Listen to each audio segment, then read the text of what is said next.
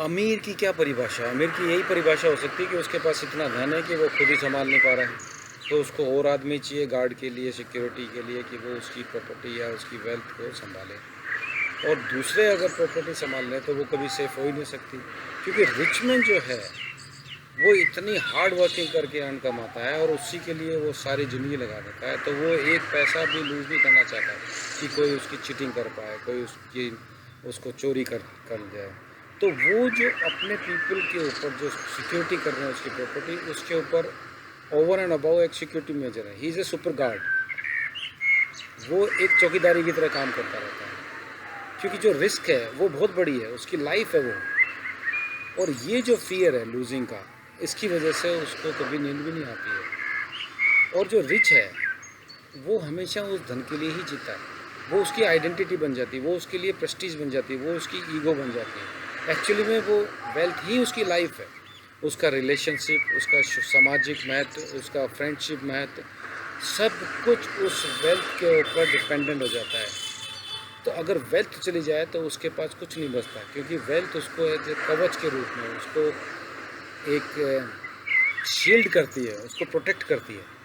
तो उसको लगता है कि मेरी बहुत जान पहचान है, मैं समाज में बहुत वैल्यूबल पर्सन हूँ। जैसे पॉलिटिशियन समझो, पॉलिटिशियंस क्या है, बहुत वेल्दी हैं, पावरफुल हैं, पर इनर सब जानता है पॉलिटिशियंस की औकात क्या होती है, उनका व्यक्तित्व क्या होता है। जब उसकी अगर पावर चली जाए, तो अगर पावर और मनी उनसे छीन लिया जाए तो उसको कोई भी नमस्ते नहीं कहेगा।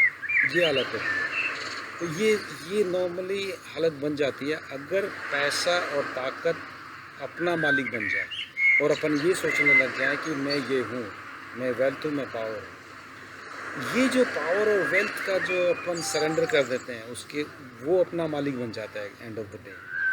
ये रीज़न है कि जो ओरिजिनल पर्सन है वो सोचता तो है कि मैं मालिक हूँ, पर मालिक एक्चुअली वेल्थ उसकी मालिक बन जाती है। अगर इसको अलग तरह से समझें तो अगर वेल्थ चली जाए तो कौन रोएगा? वेल्थ तो कभी नहीं रोएगी। पर जो जिसकी वेल्थ है अगर वो लूज़ करता है तो वो या तो सुसाइड कर लेगा या मर जाएगा। वेल्थ अपन सोचते हैं कि ये वे मेरी वेल्थ है, मैं इसका मालिक हूँ, ये ट्रू नहीं है। जैसे मेरा हाउस, अगर ये हाउस नहीं हो तो मैं नहीं जिंदा रह सकता, बट हाउस जिंदा रह जाएगा, मैं मर जाऊँगा, तो वो वहाँ का वहीं है। जैसे एक स्टोरी सुनाओ कि एक आदमी था, बहुत मेहनत करके उसने एक प्रॉपर्टी बनाई और रिटायरमेंट के टाइम पे रिलैक्स होके अपने गार्डन में घूमने गया, तो उसका नौकर भागते भागते आया और बोला कि सर वो मकान तो जल रहा है, जल गया, जल्दी से भाग के आओ। तो वो इतना परेशान हुआ, इतना चिंतित हुआ और भागा जैसे कोई कुत्ता पीछे पड़ गया और मकान की तरफ। और वहाँ जाते ही देखा मकान में तो आग लग गई, धड़ से नीचे ज़मीन पे गिरा, हार्ट अटैक हुआ और सांसें थोड़ी थोड़ी चलने लगी। इतनी देर में उसका लड़का आया और लड़के ने बोला नहीं पिताजी, ये इंश्योर्ड था, इंश्योरेंस करवा लिया था, तो कोई चिंता की कोई विषय नहीं है, ये जल जाएगा तो इंश्योरेंस से पैसे लेके अपन इसको वापस बना लेंगे। तो फिर उसकी जान में जान आई, सांस आया, थोड़ा सा हिला डुला और फिर थोड़ा सा खड़ा हुआ थोड़ी देर बाद। पर 5 मिनट बाद में क्या हुआ कि इंश्योरेंस एजेंट आया और बोला कि अरे यार तुम्हारी ये जो हाउस है इसमें ये डॉक्यूमेंट तो साइन ही नहीं हुए, अगर जब तक ये साइन नहीं होंगे जब तक पॉलिसी तो अभी स्टार्ट ही नहीं हुई। तो वो फिर उसने सोचा कि पॉलिसी स्टार्ट नहीं हुई तो पैसा भी नहीं मिलेगा, तो वो आदमी जो मालिक था मकान का वो वहीं पे एक्सपायर हो गया, मर गया, सेकंड हार्ट अटैक आ गया।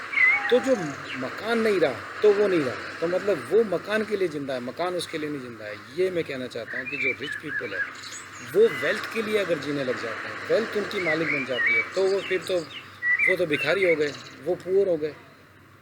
अगर जैसे मेरे पास 10 सर्वेंट है और अगर मैं 10 सर्वेंट का मालिक हूँ, अगर मैं एक भी सर्वेंट लूज़ करता हूँ तो मैं मेरी मालिकियत भी तो लूज़ करता हूँ।